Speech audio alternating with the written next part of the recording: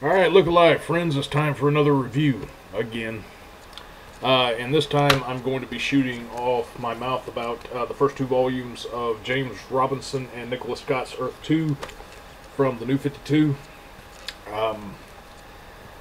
New 52 has been kind of a hit or miss with a lot of the fans of DC. Some things have worked and some things have not. I'm really starting to find falters in a lot of the stuff that I'm reading with Scott Snyder's Batman right now, and especially with this 0 year shit that we're going through. It is kind of monotonous. But this has led me to try other things that I might not normally get into with the New 52. And for the last year, I've been watching Blue Goblin 01's comic reviews. There's this really hysterical bit where he does up reviewing the Earth 2 book with an Earth 2 counterpart, and kind of like a more rambunctious Jimmy Hart type guy, which is funny. Get to checking those out if you can.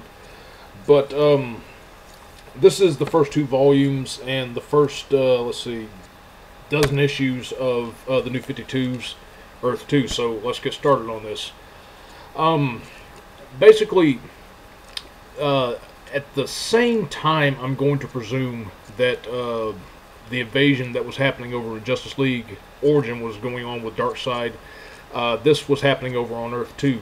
The main DC universe is Earth 1. This is Earth 2. And I'm going to say right now, I read this first issue. Big spoiler, Superman, Wonder Woman, and Batman all die in this first issue defending the Earth from a parademon attack, which is led by Steppenwolf, who is one of Darkseid's generals onto this Earth. This first issue is single-handedly better than that entire first volume of Justice League Origin. I keep wanting to call it Justice League War since this movie's coming out next week, but this first issue is single-handedly better than all of that. And then, once the second issue gets rolling, we have a flash forward 5 years later. Apparently, we come to find out that these, when the Trinity was around, instead of being called like the Justice League or something like that, they called them the Wonders. And the way that these books read are kind of like how the feel of the Ultimate Marvel books has. Especially reading these two volumes is heavily like the Mark Millar, Brian Hitch first installment of the Ultimates. There are some differentiations from that. Just imagine the feel of that with DC characters and Golden Age characters to boot. Basically, we're trying to focus in on some of the lesser known ones, and especially ones that haven't been touched in a long time. Really, out of the old Golden Age characters, I'm more familiar with Jay Garrick and the Alan Scott Green Lantern. There's a really interesting tweak that they do with the Green Lantern's origin in this book. Now, these new wonders that begin to crop up and sort of begin to fight newer threats, which is told to Alan Scott after he finds his ring in a very tragic circumstance, actually loses the man he loves. And yes, there was that whole controversy with him being gay. It's handled a lot better in the story than what it was being advertised as by DC. This burning green aura tells him that it is a representation of the green of the earth, and that there is a much more dangerous threat coming than the invasion that happened 5 years before. And this is sort of slowly building up to that. With this, the Green Lantern origin and a lot of the stuff that's tied in with the Gray, which is sort of the foe for this first issue, or for this first volume, this would probably have been better received by me if I had not already read the Rot World build-up with Swamp Thing and Animal Man. I think basically what James Robinson had in mind is that since you have more of a latitude of freedom on this story, he felt that, the chances are of somebody reading some of the more macabre stuff he takes and brings over here. So this is just really more of a preferential complaint that I have against this, because I've already read a scenario that kind of plays out like this.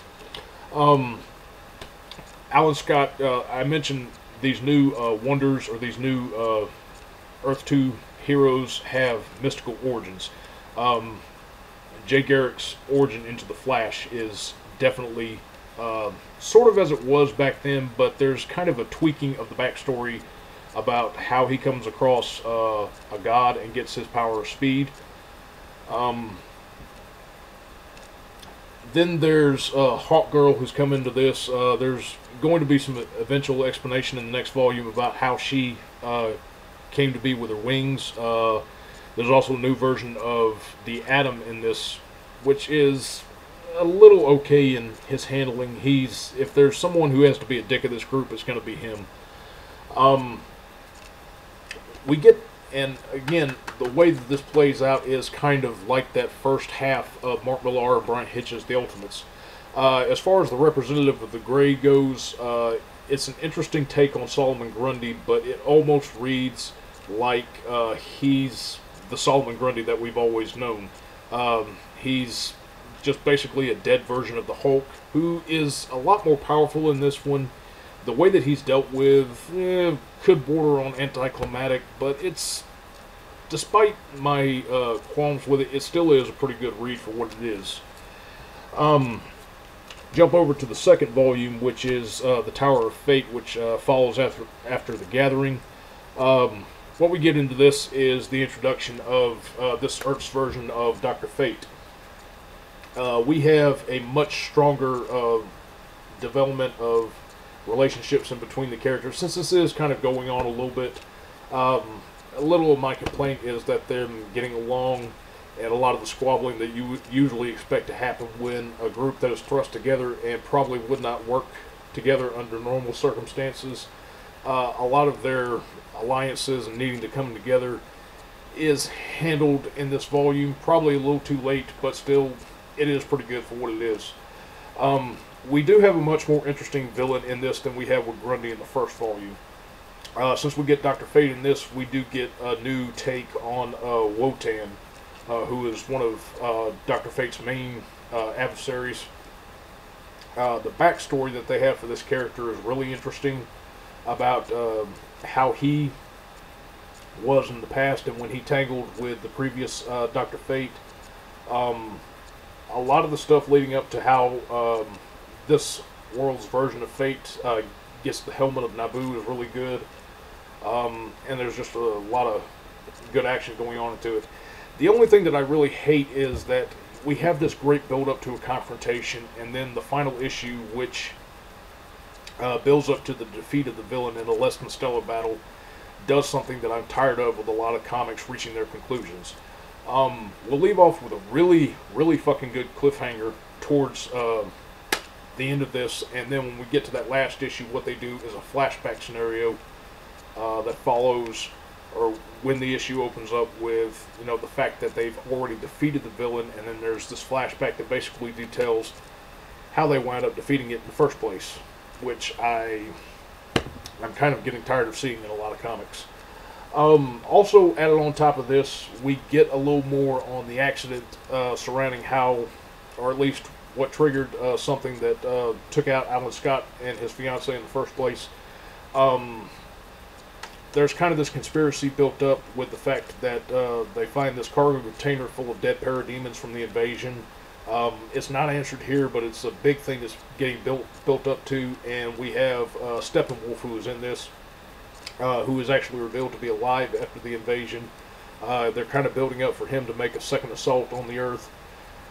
And interestingly enough, one of the, or actually the minion that he has helping him is, there's kind of a neat twist that's done with her in this that I kind of liked. And this is really good stuff.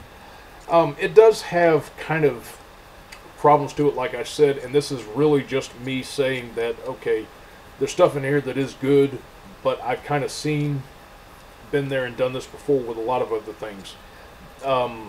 Also kind of added to which, I'm wondering how the third volume of the series will hold up with me. I think it was a few months back, Robinson actually departed DC and went to Marvel over creative differences with this book and a few other areas. So after I get the third volume, decided to do some back issues, is going to determine whether or not I want to continue on with the series once I get to the new writer. But this is a pretty solid purchase. The trades are a little bit expensive. The hardbacks are really expensive. I only bought these because I had a little spare money to throw around.